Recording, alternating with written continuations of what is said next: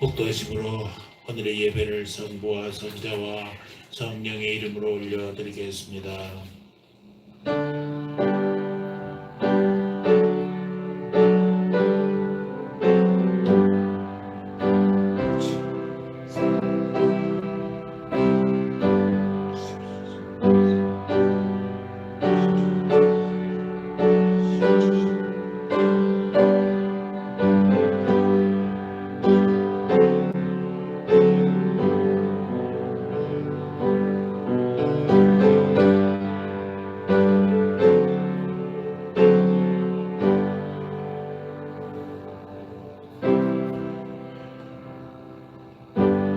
여호와는 위대하시니 우리 하나님의 성 거룩한 산에서 극진히 찬양받으시리로다.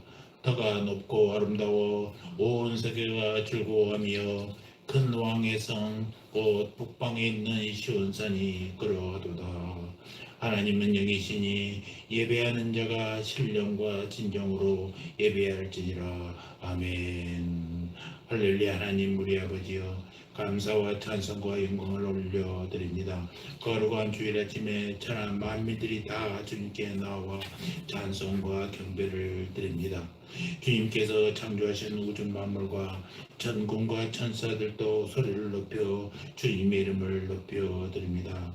이 예배와 찬송을 기쁘게 받아 주시옵시고 주님의 그 빛난 얼굴을 우리에게 비추어 주시옵소서.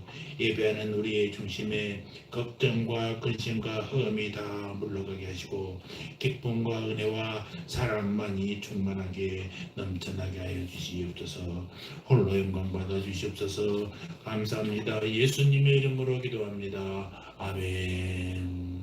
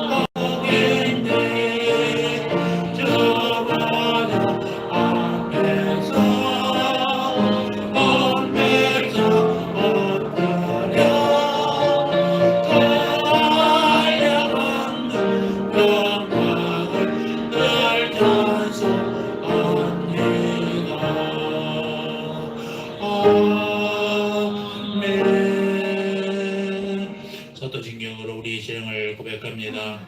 전능하사 천지를 만드신 하나님 아버지를 내가 믿사오며 그 외아들 우리 주 예수 그리스도를 믿사오니 이는 성령으로 잉태하사 동정녀 마리아에게 나시고 본디오 빌라도에게 고난을 받사 십자가에 못 박혀 죽으시고 장사한 지 사흘 만에 죽은 자 가운데서 다시 살아나시며 하늘에 오르사 전능하신 하나님 우편에 앉아 계시다가 저리로서 산 자와 죽은 자를 심판하러 오시리라.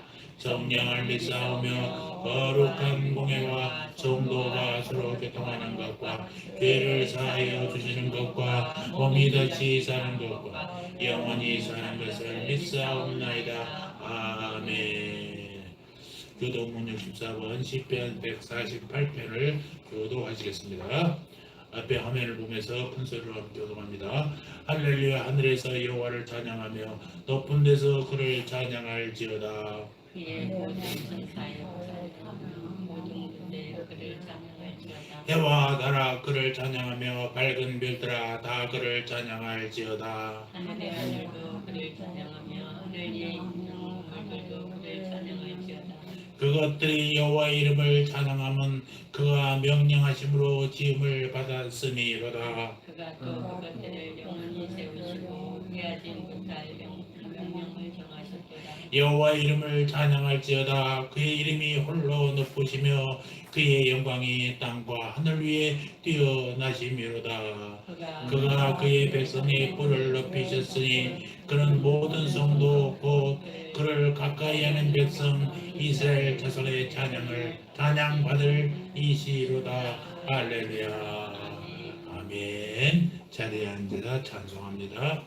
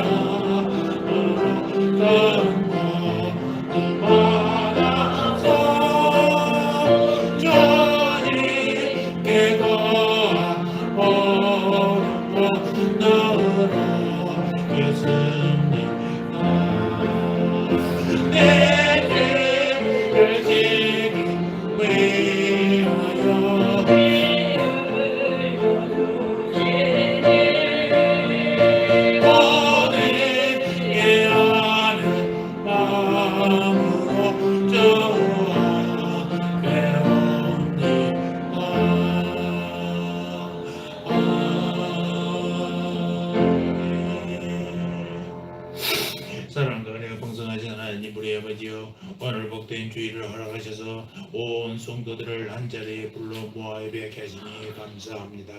지난 한 주간도 세상 속에서 하나님을 바라보며 힘차게 살아온 성도들에게 힘을 더하여 주시고 오늘 예배를 통하여 다시 한 주간 살아갈 힘과 능력을 얻게 하여 주시옵소서. 아버지의 자녀로서 죄에서 구별되어 살기를 원하지만 때때로 사사로운 감정에 치우쳐 사랑으로 품지 못하고 아버지의 감정을 드리는 저희들의 나약함을 용서하여 주시옵소서. 이 시간 경배와 찬양으로 우리의 마음을 주님께 올려드리오니 기쁨으로 음행하여 주시옵시고 오직 하나님의 이름만이 높여지는 이 한 시간이 되게 하여 주시옵소서.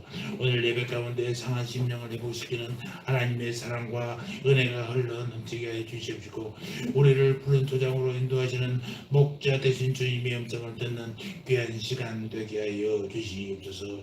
아버지여, 나라와 민족을 위해 기도합니다. 이 나라가 이념으로 분열되지 않게 하시고 대통령을 비롯한 모든 위정자들이 사악한 무리에게 미혹당하지 않고 정직하고 바르고 하나님의 은혜로 감사하며 낮은 자세로 국민을 섬기게 하여 주시옵소서. 그리하여 국력은 단단하고 경제는 부흥하여 하나님께 온전히 바쳐지는 아름다운 믿음의 나라가 되게 하여 주시옵소서. 우리 교회를 위하여 기도합니다. 복음의 깊은 소식을 전하는 축복의 통로가 되게 하여 주십시오. 구원의 방주가 되게 하시며 영적인 전진기지가 되게 하여 주시옵소서. 전도의 발걸음, 선교의 발걸음에 용기와 힘을 더하여 담대하게 복음을 전하게 하시고 이를 통하여 열매가 풍성히 맺힐 수 있도록 축복하여 주시옵소서. 또한 일상에서 작은 예수의 모습으로 살아가는 성도들을 통하여 자연스럽게 전도되는 역사가 일어나게 해 주시옵시고 사도행전의 삶을 감당하는 교회가 되게 하여 주시옵소서.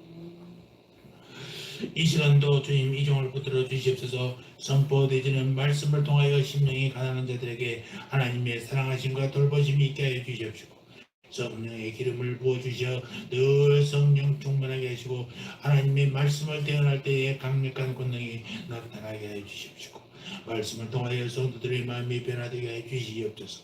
이종을 통하여 성도들이 말씀의 꿀을 먹고 주님의 제자로 성장하게 하여 주시옵소서.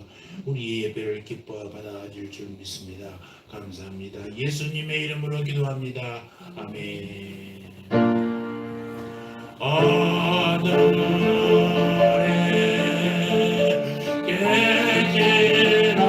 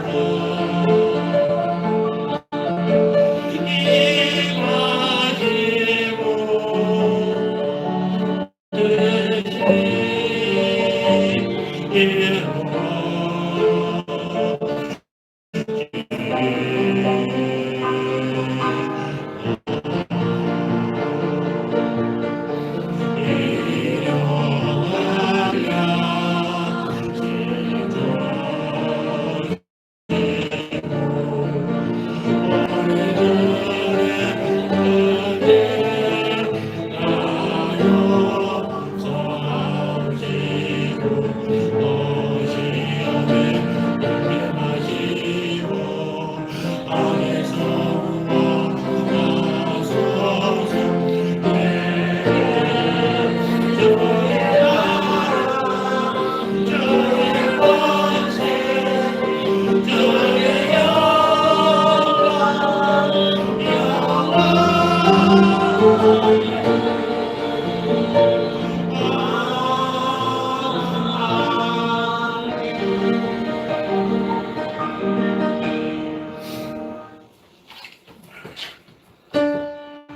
나의 하나님 받으소서. 주께 드리는 예물을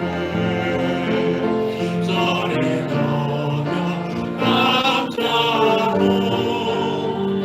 주께 드리네. 아멘. 감사합니다. 목사님 가정에서 11조와 감사한금 드렸습니다. 드린 걸 주리에서 또 기도하겠습니다.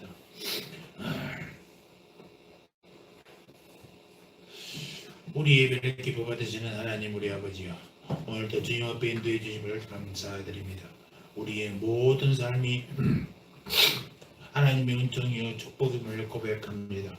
우리가 드리는 헌금이 과거에 도울했던 것처럼 진실하게 드려지기를 원합니다. 모든 물질 중에서 먼저 주님의 것을 구별해 드릴 수 있는 믿음 주심도 감사합니다. 주님께 드림을 기뻐하며 자연함으로 감사함으로 드리오니 주님의 뜻을 이루는 데 사용하여 주시옵소서.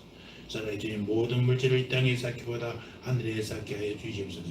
물질 있는 곳에 저희의 마음도 다했사오니 주님을 사랑하는 마음으로 드려지게 하여 주시옵소서.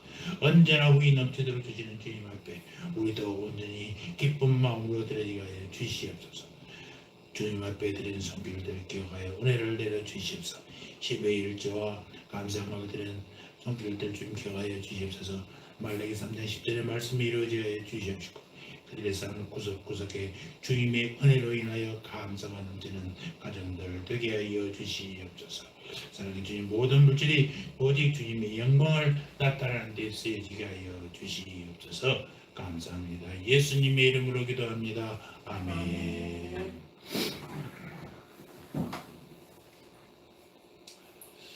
감사합니다. 건강한 모습으로 이렇게 또 다 같이 예배에 나와서 감사합니다. 하나님 감사합니다. 우리 김보배 감사합니다. 너무 감사합니다.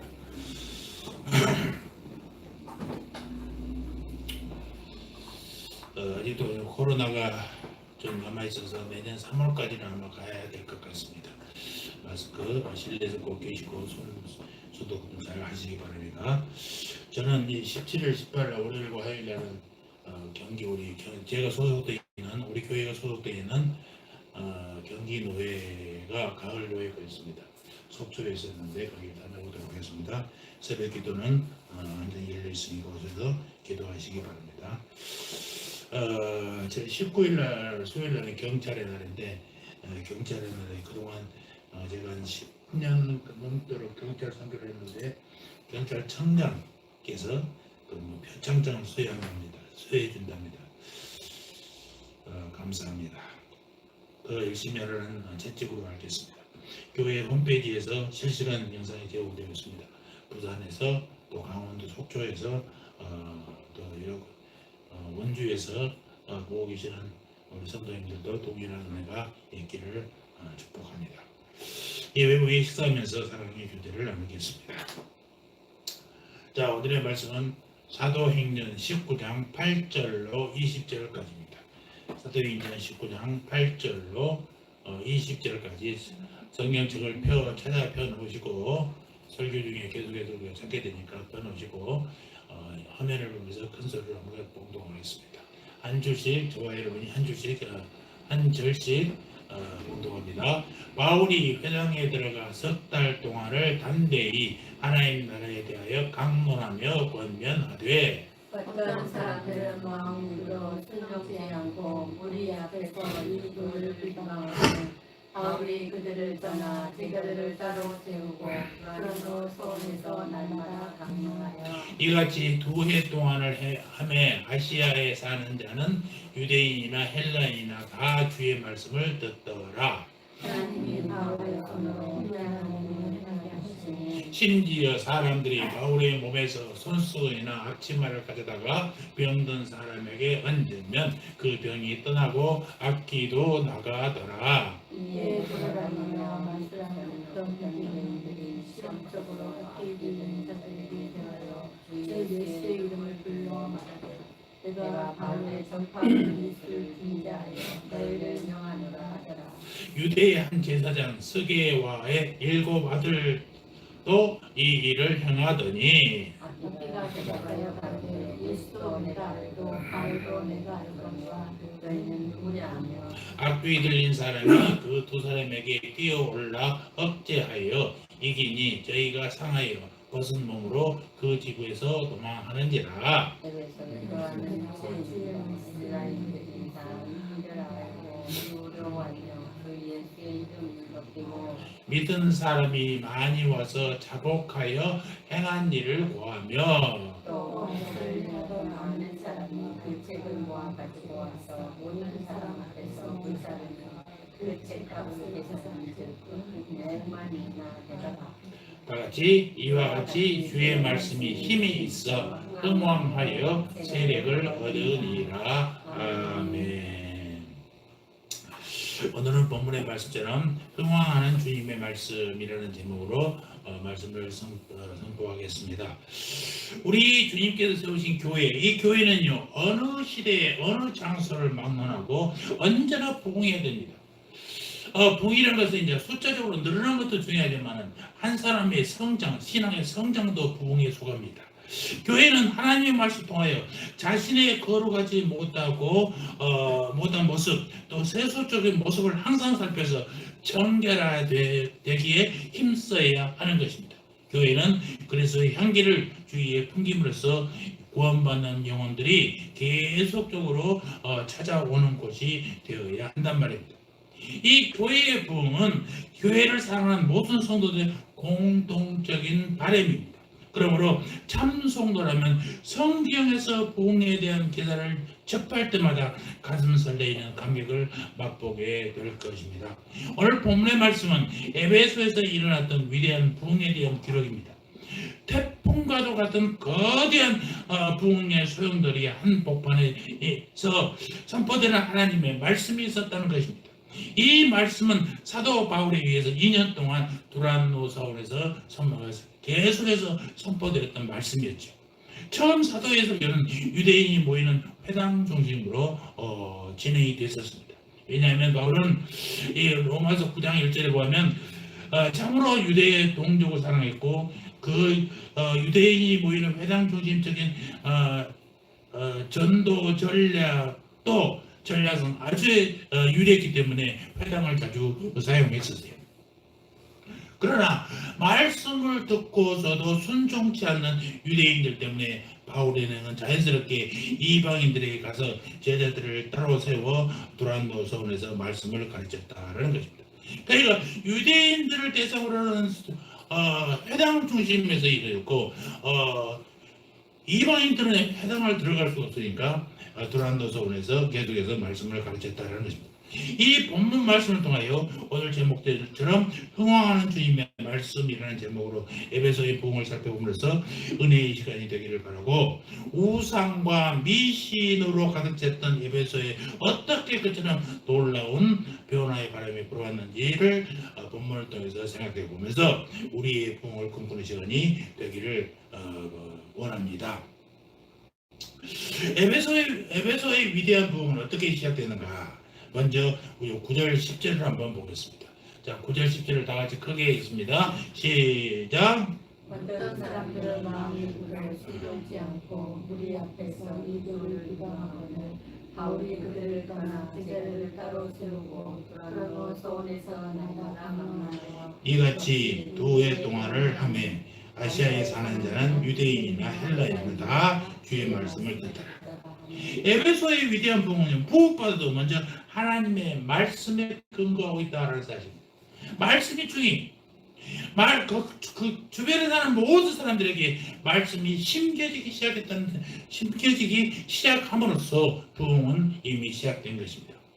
처음 사도 바울은 에베소의 거주하는 유대인들에게 담대히 말씀을 전했지만 그들의 격렬한 반대 때문에 이방인들에게로 방향을 돌릴 수밖에 없었어요. 결국 주의 말씀이 아시아인들에게 널리 심겨지게 되겠습니다. 유대인들이 반발하니까 이방으로 돌리게 됐잖아요. 그러니까 유대인들이 받아들였으면 유대인들만 가르치게 됐을 텐데 유대인을 반발하니까 이방까지 전파됐어요. 유대인도 복음을 듣게 되고 이방인도 그렇게 되고. 그러니까 처음에는 그것이 반대고 억압이고 제재그레 같았는데 오히려 훨씬 더 확장성이 이루어지게 된 것입니다. 바울의 성경 전략은요, 성경적이고 예수님의 가르침과 일치하고 있어요. 예수님께서 12제자를 파송할 때 거절하는 자들로부터 나와 발의 먼지를 떨어버리라고 하셨던 것처럼 바울은 자신과 복음이 거부당하는 곳을 미련 없이 떠나고 있는 모습을 보이고 있습니다. 여기서 떠나라는 단어는 사도 바울이 복음을 받아들이는 자들로부터 능동적으로 떠났다 그러죠. 그 능동적으로 적극적으로 떠나서 아주 교제를 단절해 버렸다라는 모습을 잘 보여주고 있습니다. 그리고 바울은 복음을 받는 자들과 함께 두란노 서원을 세우고 두 해 동안 날마다 하나님의 말씀을 강론했다라고 하죠. 그 사본이 여러 가지 있는데 베드야 사본이라고 거기 보면요, 이 두란노에 대해 설명이 들어있습니다. 두란노 서원은 원래 그 주인이 사용했었어요. 그런데 그 주인이 사용하지 않는 시간이 있어요. 11시부터 오후 4시까지. 그때가 가장 더운 시간이고 보통 사람들이 쉬는 시간이기도 했었어요. 그래서 그 시간을 사용해서 이 두란노의 서원을 바울이 사용해서 말씀을 전했다라는 것입니다. 당시 이 시간이 아주 매우 더운 날씨 때문에 모든 사람이 자신의 일을 잠깐 쉬고 있는 그런 시간이었다는 것입니다. 그래서 대부분의 에베소 사람들이 그 시간을 낮잠 자는 시간으로 썼는데 바울 사도는 그것을 하나님의 말씀을 전하는 시간으로 장소로 사용했다라는 것입니다. 사도 바울은 이런 악조건 속에서도 매일같이 하나님의 나라의 말씀을 선포했다는 것이죠. 10절 보니까 이같이 2해 동안을 하며 아시아에 사는 자는 유대인이나 헬라인이나 다 주의 말씀을 듣더라. 터키 지방을 얘기하는 거예요. 소아시아라고 부르는데 거기에 사람들이 2해 동안 유대인이나 헬라인이나 다 주님의 말씀을 들었다라는 것입니다.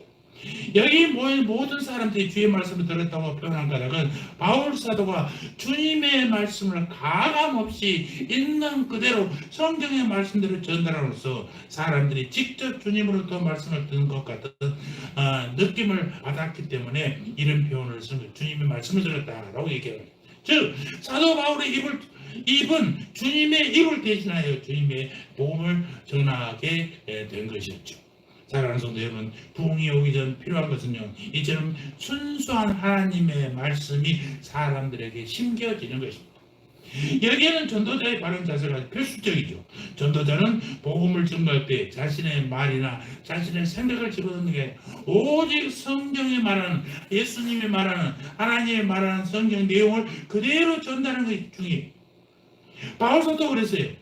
고린도후서 2장 17절에 보면은 우리는 수많은 사람들처럼 하나님의 말씀을 혼잡하게 하지 아니하고 곧 순전함으로 하나님께 받은 것 같이 하나님 앞에서와 그리스도 안에서 말하노라. 제가 좋아했던 목사님 연세가 많이 들어서 은퇴했는데 우리 모임에 와서 설교를 한 걸 봤어요. 근데 이 양반이 많이 변질됐더라고요. 성경에서 하나님의 말씀을 전하는 게 아니라 자기가 하고 싶은 얘기를 성경에서 빗대서 하는 거예요. 그래서 마음이 덜컥했습니다. 아, 저러고도 하나님 앞에 가서 정말 우리가 떳떳할 수 있을까 그런 생각을 했어요. 어떤 경우라도 하나님의 말씀을 말씀대로 전해야지 거기에 자기의 생각을 넣어서 하나님의 말씀을 인용한다는 것은 위험한 발상이거든요. 목사님들이 해야 될 제일 위험한 발상이 바로 그런 것입니다. 내가 하고자 하는 얘기를 하나님의 말씀으로 하는 것은 정말 위험한 거예요. 여러분, 우리에게 향하신 주님의 뜻도 그럽니다. 우리는 무엇보다도 하나님의 말씀이 우리 교회가 위장이 마천동에 편만해지기를 정말로 원하고 바랍니다. 또 그렇게 전해야 돼. 복음을 전해야 돼. 여러분의 가정에서도 말씀이 자라게 하시기를 바랍니다. 여러분의 생활하는 직장이나 삶의 가운데서도 늘 순수한 하나님 말씀이 더욱 심겨지고 자라나게 하시기를 주의 이름으로 축원합니다. 저도 한국교회에서 하나님 나라의 말씀이 더 깊이 심겨질 수 있도록 더 높이 자라도록 주의 선언을 다하려고 하는 것입니다. 그래서 설교도 토요일 하루 종일 준비하는 게 아니라 저는 설교를 언제 준비하느냐, 오늘 예배 끝나면 오늘 밤부터 다음 주 설교를 준비합니다. 하루 이틀이 하는 게 아니라 월, 화, 수, 목요일 날까지 계속해서 준비하고 토요일 날은 그냥 출력만 하는 거예요.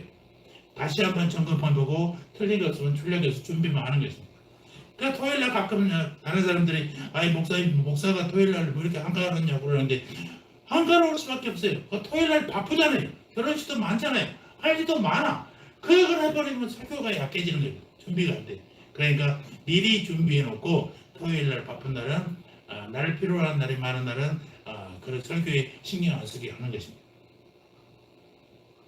이것이 나도 모르게 신대원 다닐 때부터 습관적으로 이렇게 되다 보니까 얼마나 감사한지 몰라요. 저 주일날 저녁 시간이 나에게는 가장 한가로운 시간이에요. 그 한가로운 시간, 가장 편한 시간에 말씀을 준비하면서 하나씩 조금씩 준비하는 것이 얼마나 감사하고 이 습관이 너무나 제가 봐도 감사하는 그런 습관이 가지고 있었는 것도 좋던 것입니다. 그래서 말씀을 말씀대로 전할 수 있도록 정말 노력하고 기도하고 그러고 합니다. 여러분들도 늘 여러분의 삶 가운데 하나님의 말씀이 흥왕하기를 주의 이름으로 축원합니다. 두 번째, 9절을 한번 다 같이 볼까요? 9절 시작. 어떤 사람들은 마음으로 순종치 않고 무리 앞에서 이들을 비방하며 바울이 그들을 떠나 기자들을 따라서 도란노 서원에서 날마다 강론해 그러니까 어떤 사람들은 마음이 굳어 순종치 않고 그렇게 2년 동안 복음을 전하는데도 순종치 않는다는 것입니다. 또 무리 앞에서 이도를 비방한다. 여러분 능력 있는 말씀 앞에 원수의 방해는요 끊이지 않다는 사실을 잊지 마시기 바랍니다. 부흥하려고 하면요 이 사단마귀들이 발악을 하는 거예요. 사단마귀들은요 별 효과 없는 사람을 건들지도 않습니다. 그냥 영향력이 있는 사람들, 이런 사람들은 꼭 붙어서 방해해요. 자기 임무를 충실하게 하는 거예요. 그들은 하나님의 말씀이 전파되는 것을 막는 것이 그들의 임무예요. 우리는 하나님의 말씀을 받아서 그 세계 만방에 퍼뜨리는 우리의 임무잖아요. 누가 임무에 충실해요? 우리는 항상 마귀 사단마귀에 지는 때가 너무나 많아요. 지금 오늘 본문 오늘 본문을 보면 에베소 교회에 부흥이 오기 전에 하나님의 나라의 원수들이 회방이 어땠는지가 잘 나타나 있지 않습니까? 3개월 동안 바울의 가르침을 받았던 에베소 유대인 중 일부 사람들의 거부 반응이 아주 집요했다는 거예요. 성경은 이들의 적대적 반응을 점층적으로 묘사하고 있어요. 먼저 어떤 첫 단계는 마음이 굳어진다는 것입니다. 그리고 그들의 굳어진 마음은 불순종의 원인이 되고 있어요. 특히 본절에는 마음이 굳어 또 순종치 않고라는 단어가 있잖아요. 이것은 변함없이 마음이 굳어지고 순종치 않고 있는 모습을 계속해서 진행되고 있는 것을 보여주고 있는 것입니다. 석 달 동안이나 계속된 바울의 강론과 권면에도 불구하고 이들의 마음이 강팍하여 믿음을 거부했다는 것입니다. 두 번째 단계는 뭐냐? 비방의 단계. 마음이 굳어지는 것으로만 그치는 게 아니라 비방의 단계까지 간답니다. 회당을 중심으로 모이던 유대인들은 소극적인 불순종의 자리에서 이제는 적극적 비방의 자리로 나아가고 있어요.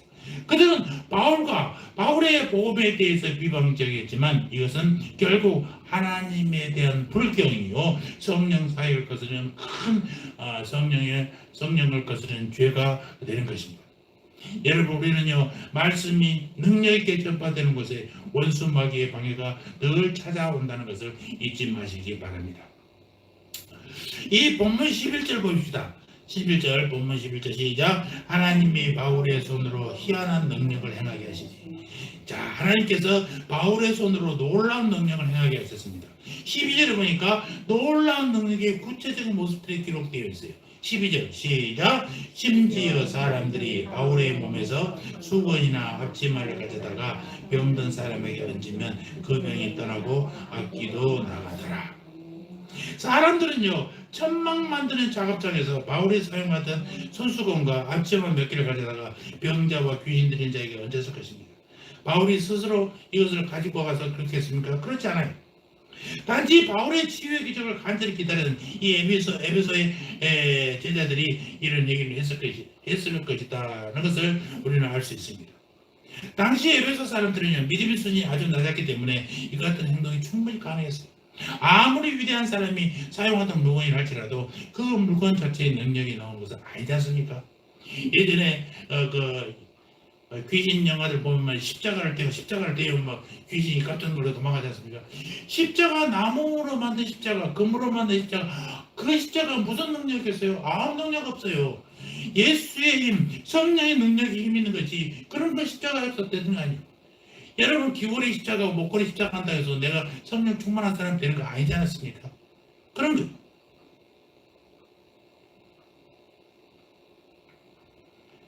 아무리 위대한 사람이 사용하던 것이라도 그것을 쓴다고 되지 않는단 말입니다. 제가 존경하는 목사님이 아프리카에서 엄청난 집회를 하고 오시고 하는데 아프리카 사람이 목사님이 양복을 달라고 그랬답니다. 아 이만큼 뚱뚱한 놈이 그 목사님을 뺏겨내갖고 하는데 저도 못 입는다고 그랬더니 목사님이 옷을 가지고 있으면 목사님이 능력이 자기에 나타나는데 가망스러운 소리예요. 그런 미신적인 행동을 하는 것은요 이게 믿음이 아니에요.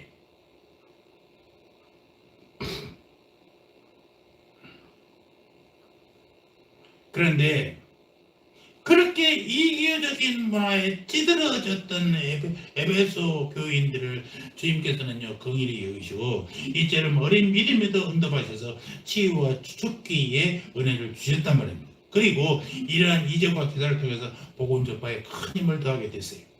이때 그 지역에 마술하는 유대인들이 바울이 행한 신유의 이적을 보고 흉내냈습니다.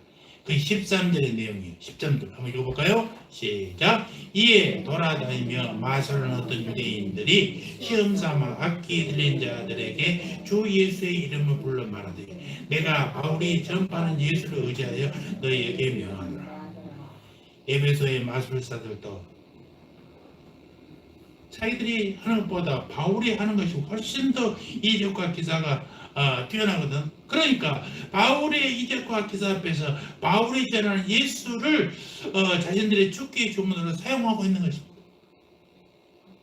마치 사도행전 13장 6절 8절에 나오는 바 예수 엘루마로 불리했던 자, 또 사도행전 8장 9절 이하에 나오는 마술사 시몬과 같은 무리의 사람들이었죠. 예수를 이용하는데 이용합니다. 무엇을 위해서? 자기의 수입을 위해서. 이 본문에서 13절 본문 내가 뭐뭐 명하노라, 내가 명하노라 라는 말은요, 애원하다, 그러니까 명령하다가 아니라 애원했다, 포타하고 막 갈구하는 것, 그런 뉘앙스에 가까운 단어의 뜻이에요. 그리고 이 동사가 본질의 명령이 아니라 단순히 현재 직설법으로 사용됐다라는 것은 귀신을 쫓아내기 위해서 귀신에게 단호히 내리는 명령이 아니라 귀신과 타협하고 타협하는 일종의 애원이 제발 좀 나가줘, 이런 뜻이란 말입니다. 마귀가 나가라는 게 아니라 제발 나가달라고 부탁하는 그런 단어가 이 내가 명하노라라는 이 단어 속에 포함되어 있어요. 성경에 귀신을 쫓을 때 쓰는 단어는요, 용어가 달라요. 우리가 누가복음 4장 36절에 더러운 귀신을 명하여 더러운 귀신을 명함에 나가는도다 할 때 그 나갔다는 것은요, 아주 강력한 명령이에요. 또 누가복음 8장 29절에 이는 예수께서 이미 더러운 귀신을 명하사 이 사람에게서 나오라 하셨습니다. 라고 때 나가라는 것도 아주 강력한 표현이에요. 예수의 이름을 단순히 이교적인 축기 관습에 따라 오용하고 있는 것이 아니라 강력한 단어, 너는 예수 이름을 명하느니 물러갈지어다 라는 강력한 명령이에요. 그런데 오늘 본전 내용은 좀 나가주라, 이런 부탁의 말이란 말입니다. 전혀 다르죠. 그러니까 축기를 쫓는데 예수의 이름을 사용하고 있는 것이 되는 겁니다. 그들이 그 마술사들이 쓰고 있는 그런 축기들, 이들은 결국 참 전도자의 사역을 혼잡하게 하는 악한 자들이 되고 말았던 것입니다. 능력 있는 하나님의 말씀 앞에는 원수의 방해가 끊어지지 않고 있어요. 늘 방해합니다. 아까도 말했지만 가치 없는 사람들에게는요, 사단 마귀가 건들지도 않아요. 그러나 저 사람만 꺾으면, 저 사람만 믿음에 방해하면 많은 사람들이 영향을 미치겠다라고 하면 그런 사람들 포인트를 잡아서 꼭 찌른단 말이에요. 여러분, 아직 여러분들이 사단 마귀의 방해를 못 받고 있으면 내 믿음이 쓸모없는 믿음이었구나 라고 한번 생각해 보시기 바랍니다. 강력한 사단 마귀의 방해가 있으면 이제 내 믿음이 제대로 됐구나, 더 주님의 성령 힘으로 이겨내야지 라는 각오를 더 하시기 바랍니다. 이런 원수의 방해는 때로는 직접적으로, 때로는 교묘한 방법으로 찾아오게 돼 있어요. 그러나 하나님의 능력은 언제나 이들 회방하는 세력보다 크고 지혜롭고 결국에는 승리할 수밖에 없다는 사실을 여러분 잊지 마시기 바랍니다. 14절 이하에 기록된 스게와의 7 아들에 관한 사건은 하나님 지혜가 어떠했는지를 보여주고 있는 단적인 증거예요. 유대인인 스게와는 당시 마술세계에서 제법 이름이 있는 사람이었어요. 인정받는 사람이었다는 것입니다. 그러니까 그 자칭 대제사장으로 불리웠어요. 또 그의 아들들도 대제사장처럼 그 일을 물려받아서 주술적 축기 행위를 하면서 벌어먹고 사는 자들이었단 말입니다. 그러니까 스스로 대제사장이라고 칭하면서 이 일을 위하여 자신뿐만 아니라 자신의 7 아들까지도 모두 하나님께서 금하시는 무당 일을 하게 하셨다. 그런 것은 그 당시에 유대교가 얼마나 부패했는지를 철실하게 보여주는 장면 아니겠습니까? 대제사장이라고 스스로 하는 사람이 무당짓에서 돈을 돌을 벌어먹고 살았다는 것입니다. 14절 내용이잖아요. 유대의 한 제사장 스게와의 7 아들도 이 일을 행하더니 대제사장의 아들들도 이런 일 했어요. 14절 보니까 악기가 대답하여 이르되 내가 예수도 알고 바울도 알거니와 너희는 누구냐. 그러면서 16절 악기 들린 사람이 그들에게 뛰어올라. 그들이 누구예요? 7 아들에게 뛰어올라 눌러 이기니 그들이 스게와의 아들들이 상하여 벗은 몸으로 그 집에서 도망하는지라. 목숨이라도 구하였다고 정말 빤스바람으로 도망갔다는 그런 모습을 여러분 그림이 그려지지 않습니까? 그러니까 이런 상황을 종합해 보면 귀신 들린 사람이 스게와의 7 아들들에게 마치 표범이 먹이를 구하는 것처럼 말에 팍 달라들었어요. 그래서 완전히 그들을 지배해버렸어요. 그래서 완전한 패배를 당했지 않습니까? 7 아들들이 할 수 있는 유일한 것은 생명을 부지하기 위해서 빤스바람으로도 도망하는 거예요. 우리는 은혜를 막는 데 쓰는 자들에게 언제나 이렇게 무서운 심판이 따라온다는 사실도 여러분 잊지 마시기 바랍니다. 성도 여러분 17절 한번 다 같이 보시기 바랍니다. 17절 시작. 에베소에 사는 유대인과 헬라인들이 다 이 일을 하고 두려워하여 주 예수의 이름을 높이고 이 사건으로 바울의 두란노 사역에 대한 관심이 더욱 높아졌어요. 바울 사역은 에베소의 이야기거리가 되었어요. 이야, 에베소 사람들은 자연스럽게 바울을 존경하게 되었고 예수 그리스도의 이름을 높이게 되었다는 것입니다. 그렇습니다. 우리가 복음의 말씀을 힘있게 전할수록 원수의 세력은 여러 가지 모습으로 더 강력하게 공격해 온다는 것을 알고 준비해야 된다는 것입니다. 그러나 승리는 항상 우리의 것이에요. 훨씬 강력한 모습으로 달려들어도 우리가 질 것 같은 그런 기분이어도 결국의 승리는 우리 것이란 말입니다. 그래서 담대하라. 내가 세상을 이겨보라 라고 말씀하시지 않습니까? 이렇게 위대한 에베소 교회의 부흥의 원인이 첫째는 뭐였어요? 주의 말씀이 아시아인들에게 힘이 됐다.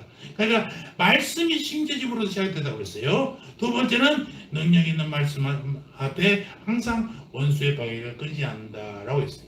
그럼 세 번째는 뭐냐?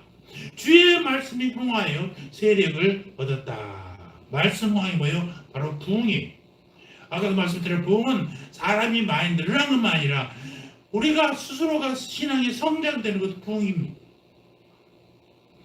그래서 옛날에 지금은 뭐 부흥회도 잘 안 쓰니다만 부흥회라는 단어를 많이 썼지만 옛날에는 말씀 사경회라는 소리를 썼어요. 사경회는 사경 말씀을 갈아엎는다. 말씀을 갈아엎는다는 뜻이 훨씬 더 멋있지 않습니까? 지금 그저 인원이 늘리는 부흥만 원해요. 사람들을 한 명이라도 더 데려오는 그런 부흥만 원하지만은 정말 중요한 것은 믿음의 사람들이 신앙이 더더 깊어지는 것도 얼마나 중요한지 모르는 것입니다. 그래서 주의 말씀이 강화하여 세력을 얻는다는 이 부흥의 말씀이 20절입니다. 20절 다 같이 한번 볼까요? 시작. 이와 같이 주의 말씀이 힘이 있어 흥황하여 세력을 얻으니라. 스게와의 7 아들들의 사건은 오히려 전화 위복이 되어버린 것입니다. 이들의 축사 소동 사건으로 에베소의 유대인들과 헬라인들 모두가 예수의 이름을 경외하게 되었습니다. 이것은 에베소에 일어난 아주 큰 부흥의 밑거름이 됐다는 것입니다. 18절 봅시다. 믿는 사람들이 많이 와서 자복하여 행한 일을 알리며. 여기서 믿는 사람들은요, 이미 신앙을 가진 사람들. 와서라는 말은 그냥 때로 몰려서 온 게 아니라 한 사람씩 계속해서 끊이지 않고 오는 것을 표현하는 것입니다. 그러니까 이 믿는 사람들 이미 신앙을 가졌지만은 믿음이 제대로 심겨지지 아니한 사람들, 교회는 세례는 받았는데 세례 교인답지 못한 사람들이 정말 자기 자신을 통해 잡아가면서 계속 하나님 앞에 나오는 것이 끊이지 않고 계속해서 연결돼서 오는 것입니다. 이게 얼마나 중요합니까? 그리고 또 행한 일은 뭐예요? 그들이 행한 각종 마술 행위를 말하는 거죠. 이처럼 본절은 에베소에서 이미 믿음을 가졌지만 죄악된 삶을 완전히 청산하지 못하고 살았던 아는 사람들이 주님 앞에 계속적으로 자발적으로 죄를 고백하며 나오고 있다는 것입니다. 그들은 자신의 죄를 하나님 앞에서 사람들 앞에서 조금도 숨기지 않고 낱낱이 고백하고 있어요. 죄를 고백한다는 게 얼마나 중요한지 보입니다. 제가 알고 있는 목사님 교회는 성도들 앞에서 자기 잘못, 자기 죄를 고백합니다. 물론 자기의 치부를 노출한다는 것은 대단히 부끄러운 얘기지만 치부를 내어놓고는 다시는 그런 일을 안 하겠다는 얘기잖아요. 별 얘기를 다 합니다. 주식에서 망한 얘기, 권력을 소유하고 있었지만 집사람 몰래 바람 폈던 얘기들 다 털어놓고 다시는 그러지 않겠노라고 통해 잡아가는 그 교회가 엄청나게 부흥했어요. 물론 염려가 좀 되긴 합니다. 근데 그러나 자기 잘못을 뉘우치고 다시는 그런 곳에 발들이지 않겠다고 자복하면서 회개하는 그들에게 하나님께서는 놀라운 은혜를 베풀어 주시고 또 큰 믿음을 허락하실 줄 믿습니다. 그래서 이 에베소에도 이런 일이 일어났어요. 하나님 앞에 사람들 앞에 다 죄를 고백해. 그러니까 회심의 물결이 에베소에서 막 에베소 교회에 넘치게 됐다는 거예요. 19절에 보니까 마술을 행하던 많은 사람들이 대중들 앞에서 자신들이 소유한 마술과 관계되는 책을 불살았다는 것입니다. 책을 불살았던 거예요. 다시는 내가 마술에 의지하지 않겠다. 예수 그리스도에 의존해서 내가 살겠다. 이제는 마술을 더 이상 안 하겠다는 것입니다. 그런데 거기 보니까 뭐라고 합니까? 그 책값을 계산한 즉 은 5만이나 되더라. 책을 불살았는데 그 책들이 은 5만이나 됐다는 것입니다. 이게 여러분들 당시 사용하던 마술사의 상당량이 현재까지 보존되어 있는 에베소 스크립트라는 이름으로 런던과 파리 등이 수집되어서 있어요. 이 책들에는 주로 주문들이 기록되어 있습니다. 주문들은 아무 뜻도 없어요. 그냥 소리가 반복이. 에베소 교인들은 이러한 소리의 반복이 신비한 힘을 발휘한다고 생각했어요. 우리들도 그런 적이 있었습니다. 90년대인가 2000년대인가 잘 모르겠습니다만 제가 이걸 준비하느라고 거기 뭐예요 인터넷에 들어봤어요. 그 여자들 그룹이 브라운 아이드 걸스더라고요. 그 사람들 불렀던 아브라카타브라라는 그 아브라카타브라는 용어나 여러분 들어보셨을지 모르겠습니다. KT 광고에도 사용되었을 것입니다. 이 아브라카타브라는 아무 뜻이 없는 주문이에요. 이 주문들을 우리도 모르게 나도 모르게 사용하고 있었던 것입니다. 아무 의미도 없던데 아무 뜻도 모르고 우리는 그냥 유행가에서 흘러나오는 제목을 아브라카타브라를 이렇게 사용하고 있었던 거예요. 아까 얘기했던 마술사들이 책을 불태웠다 했잖아요. 은 5만이라고 했는데 얼마나 들었냐? 은화 한 드라크마가 하루 임금입니다. 5만이라는 것은 5만일 동안의 품삯에 해당되잖아요. 일당이 10만 원이라 계산하면 얼마? 50억 원에 해당되는 어마어마한 금액의 책을 불살랐다는 것이에요. 이게 쉽겠습니까? 자기들이 밥줄이 했잖아요. 그럼에도 불구하고 이걸 몽땅 태웠다는 것입니다. 이것으로 보건대 이 에베소서에서 마술책을 불태웠던 사건은 아마 에베소 도시에서 그때는 뭐 인구가 얼마나 됐겠습니까만 그 작은 도시에서 센세이션을 그런 사건이었고 에베소 교인들의 진정한 회심을 보여주는 그런 사건이었던 것입니다. 여러분 복음의 빛이 비치면요 어둠의 빛은 물러가게 돼 있어요. 천국의 진리, 천국의 빛은 어둠을 몰아내고 썩은 것들을 불태워버리는 놀라운 힘을 가지고 있다는 사실입니다.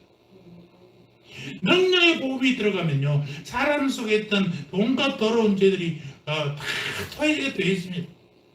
천국의 능력이 나타나니까 세상의 온갖 술수와 눈속임들은 만천하에 거짓없이 드러나면서 불태워지게 되었던 것입니다.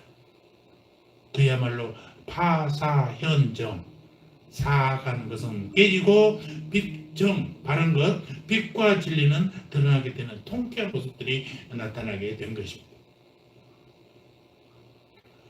에베소 교회가 그렇다는 것입니다.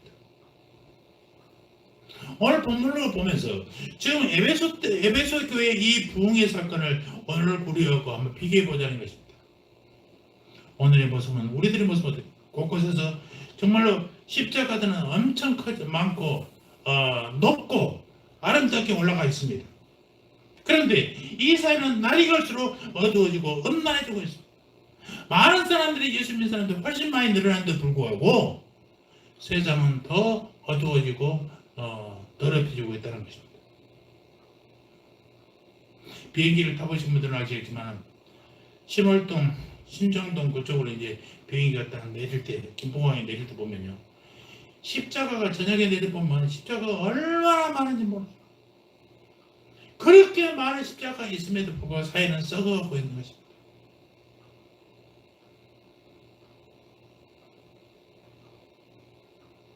어떤 목사님들은 지금의 우리들의 상황이 소돔과 고모라보다 더하면 더했지 덜하지는 않을 것이다 라고 한탄하는 목사님들도 많습니다.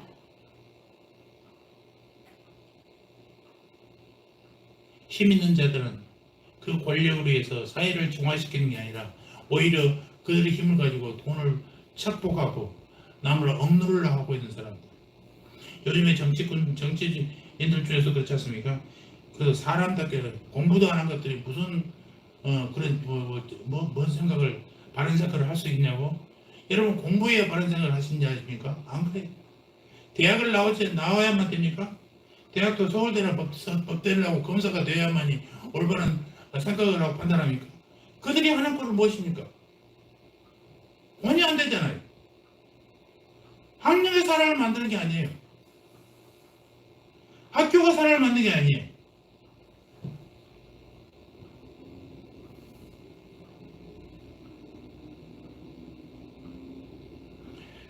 사도행전의 기적처럼, 에베소 교회의 기적처럼 우리들도 우리 사회가 정말 깨끗해져야 됩니다. 어떤 것으로 깨끗해야 됩니까? 하나님의 말씀으로 깨끗해지는 방법밖에 없어요. 윤리도덕으로는 되지 않습니다.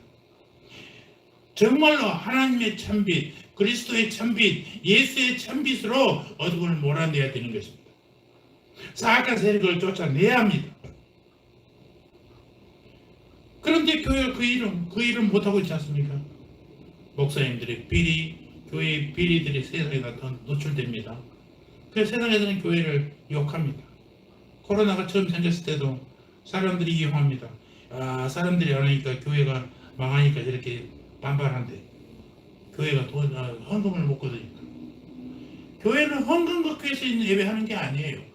그런 세상의 표적에 부안내동해가지고 목사님들이나 성도들이 움직이면 안 됩니다.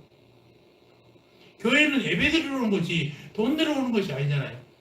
교회는 예배하는 것이 돈으로 걷기 위해 있는 게 아니잖아요. 세상 사람은 그것을 더 중요히 보는 거예요. 심각한 문제잖아요.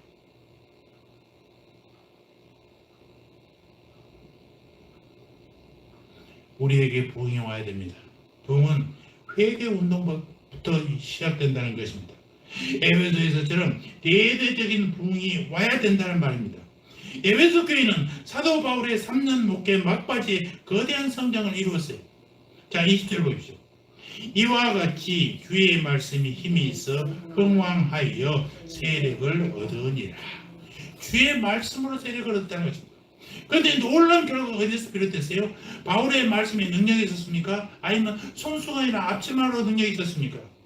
물론 그런 요인들을 배제하지는 않습니다만은, 그러나 성경은 본문을 통하여 부흥의 직접적인 요인이 믿는 사람들의 자복에 있다라고 표현하고 있다는 것입니다. 우리 믿는 사람들이, 먼저 믿는 사람들의 기존 성도들이 회개와 자복이 교회의 성장의 기폭제가 되었다라는 것입니다. 이 말씀을 드리면서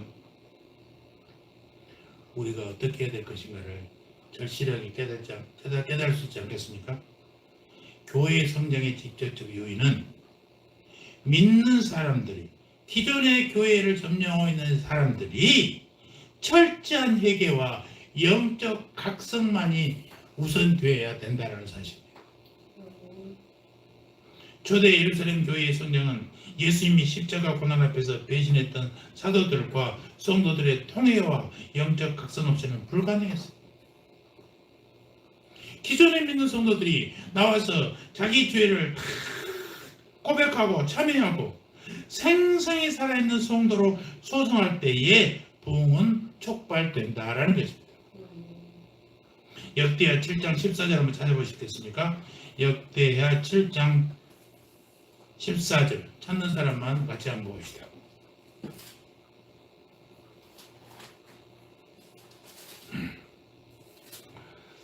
역대하 7장 14절 시작. 내 이름으로 일컫는 내 백성이 그들의 악한 길에서 떠나 스스로 낮추고 기도하여 내 얼굴을 찾으면 내가 하늘에서 듣고 그들의 죄를 사하고 그들의 땅을 고칠지라. 아멘. 우리는 가끔 사단마귀가 나를 유혹해서 내가 나를 믿음으로 믿음 밖으로 밀려낸다고 사단마귀를 유혹합니다. 사단마귀를 채찍질하면 뭐 하겠습니까? 결국 그 책임은 내가 지는 거예요. 하나님, 나 하나님한테 제대로 믿으려고 그러거든요. 성령님 나를 좀 인도해 주세요. 그러면 맡긴다고 되는 게 아니에요. 오늘 뭐라고 그랬어요? 스스로 낮추고 기도하여 악한 길에서 떠나 스스로 낮추고 기도해. 이건 누가 해야 돼요? 악한 길을 떠나는 것도 내가 해야 돼. 스스로 낮추고 누가 해야 돼요? 내가 해야 돼. 기도는 누가 해야 돼요? 내가 해야 되는 거예요. 사단마귀가 나를 짓밟고 가로막고 있다 할지라도 내가 스스로 하지 않으면요, 하나님이, 그래서 내가 스스로 주님 얼굴을 찾으면 내가 하늘에서 듣고 그들의 죄를 사하고 그들의 땅을 고칠지라라고 말씀하고 있다는 사실입니다. 모든 사람의 책임은 우리가 지는 거예요. 내가 지는 거예요. 사랑하는 성도 여러분들, 에베소의 그 대부분은요, 먼저 말씀이 편만해지는 많은 곳에 하나님 말씀 심겨지는 것부터 시작되었다고 했어요. 우상과 마술이 성행하던 에베소에서 복음으로 말미암아 하나님의 공동체가 큰 세력을 형성하여 힘있게 자라났단 말입니다. 그 후에 에베소는 수세기 동안 디모데, 사도 요한, 폴리갑, 이레니우스 이런 훌륭한 믿음의 지도자들이 사역지로서 소아시아의 기독교 복음을 익히는 중심지가 되었던 것이 에베소예요. 복음이 섬겨지는 곳, 복음이 심겨지는 곳에는 이렇게 놀라운 역사가 시작된다는 사실입니다. 위대한 힘을 지닌 한 그루의 나무처럼 복음은 바위돌 사이에서 자라나는 것입니다. 아무리 척박한 땅에도 복음의 말씀이 떨어지면 그 씨가 자라게 된단 말입니다. 비록 위선, 형식주의, 세속주의가 가득한 곳에라도 생명의 복음은 성장하는 것입니다. 그래서 우리는 복음을 전하는 일을 게을리해서는 안 돼요. 그가 듣든 안 듣든 복음의 씨를 뿌리는 일은 우리가 해야 되는 일이에요.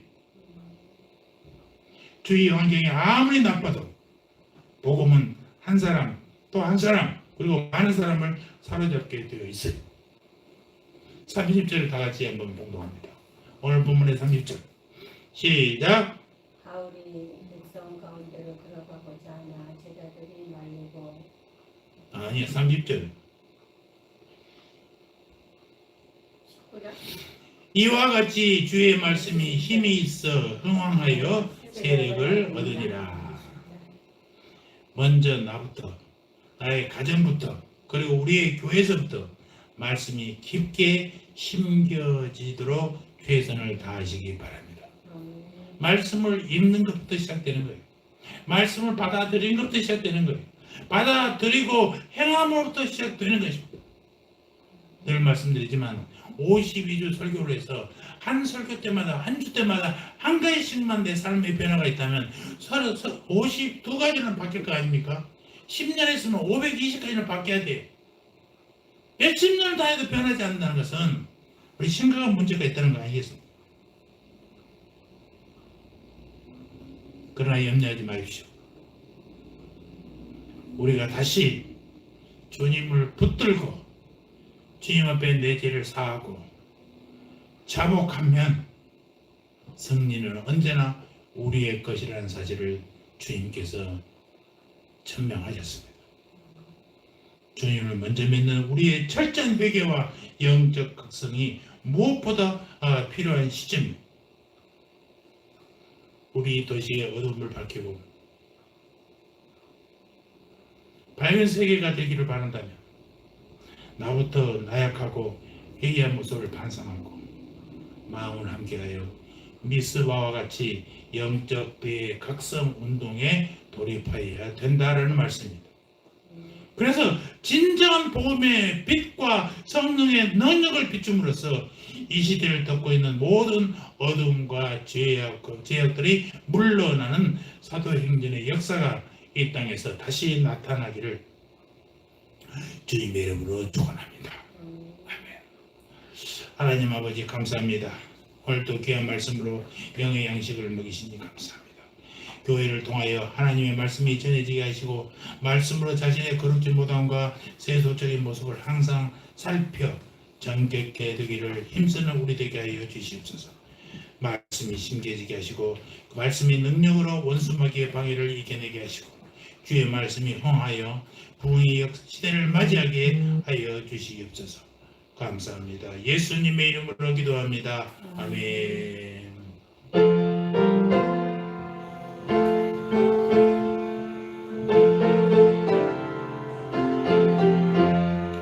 주의 말씀 하는 그날 잡기 불고 복되도다. 이 기쁨만 못 이겨서 온 세상에 전하노라. 기쁘나 기쁘나 주 나의 죄 다시 쓴다.